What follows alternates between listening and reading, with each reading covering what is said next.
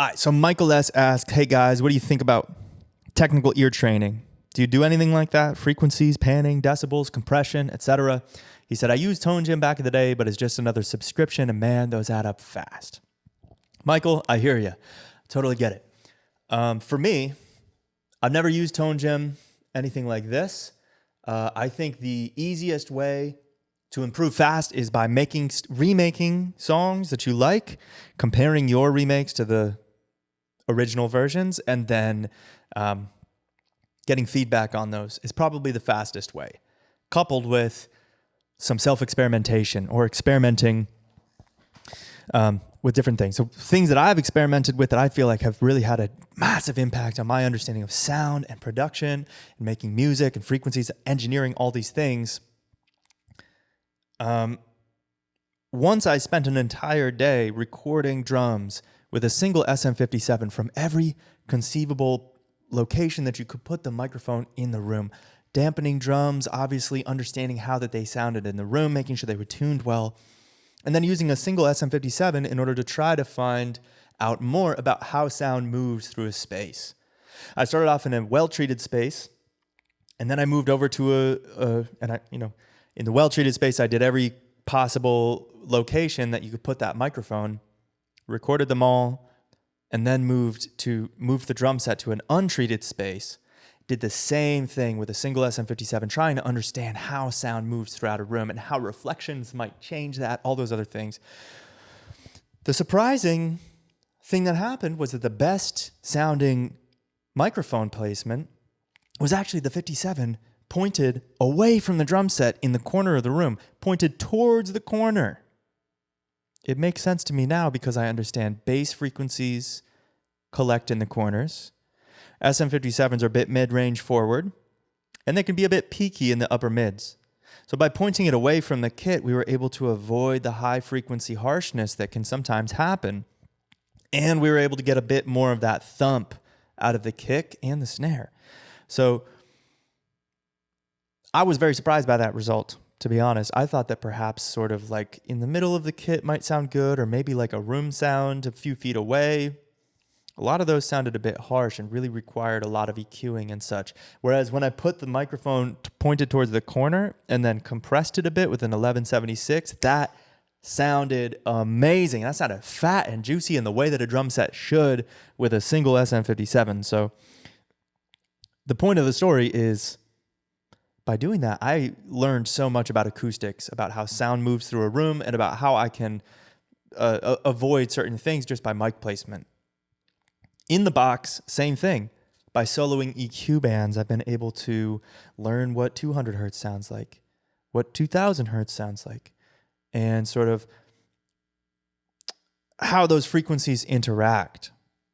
And by watching people who are way better than I, like for example, when I moved to LA, now I work out of a studio developing some artists with a couple of A-list engineers and watching them do their process. For example, sometimes I'm in a room as a musician.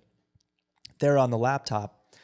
For example, my studio mate Tyler engineers Doja Cat, engineers Kim Petras, engineers you name it. The way he EQs things, for the most part, is by finding the boxy areas, tucking them down with a little dynamic band in Pro Q. Sometimes he'll put a little high pass filter rolling off the low frequencies, and sometimes he'll dip a little bit of a scoop out in, maybe it's like 8K, maybe it's 10K, something like that.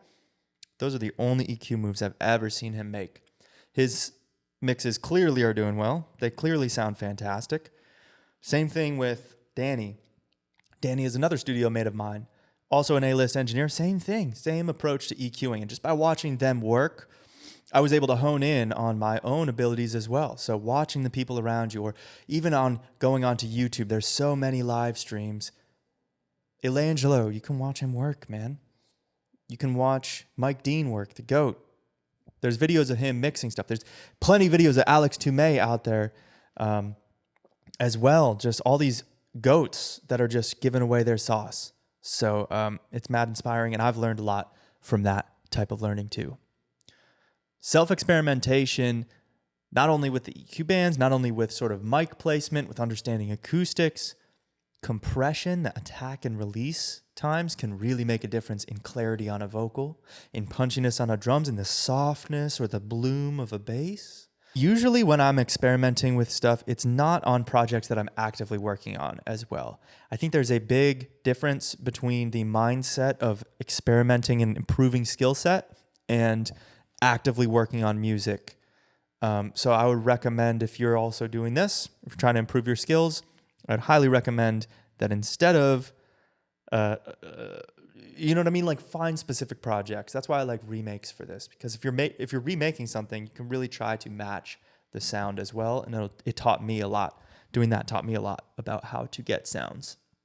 And to be honest, I started to feel a lot more comfortable in my own production abilities. I started having better ideas, and my mixing and engineering chops started to be significantly higher when I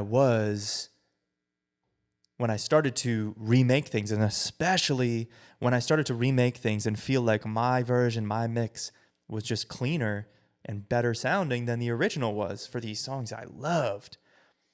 I started to feel confident in my abilities, and that helped me skyrocket forward in my career.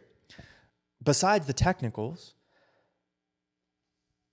having music that hits is really the main point of things anyways.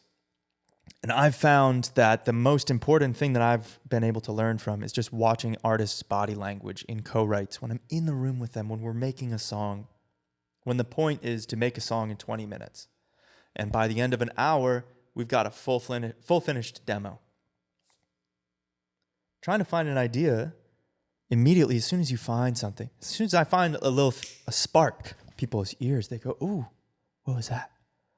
And then they start to groove a little bit.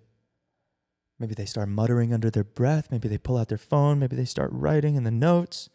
I say, "You writing?" They say, "Oh yeah, we got something here. Lightning in a bottle." I know that I'm on the right track. Now, maybe a few minutes goes by. If they're still vibing, I know we could probably stretch just this idea out. Flip it a couple different ways, switch up the percussion, switch up the drums. We could be going, and obviously produce it out a bit. But if they're starting to lag or something like that, I know we need another section. So it's time to move on to another side of the situation. But yeah, I find that body language with artists has really been a great teacher. Reading body language has been such a great teacher for me, for understanding how to move a room, how to create idea, how to develop an idea out in a way that maintains keeping people's attention. Because during songwriting sessions, I find, especially with artists who have great taste, which I'm fortunate to be around all the time and mostly be working with artists who have great taste, when something is found, their body language shifts, and the magic of nonverbal communication is able to get us to a point where the song is really hitting, and we're all feeling so good about it, and leaving the studio with a bounce that's really hitting in the car, and everybody's vibing, and everybody's texting each other after like, "Damn, we got one." So I would highly encourage anybody who's any musicians, any songwriters, any producers. I highly encourage people getting in the same room as other musicians, other writers, and collaboratively working on that music together. I've also done work in the past where people send me, a song that they wrote to a type beat, and I'll produce around it and shift things over. And I find there's so many rounds of revisions in that process versus when we're in the same room and that body language is able to just guide us to the best possible version of that song very quickly, very effectively, and efficiently. So the magic really can be in collaboration.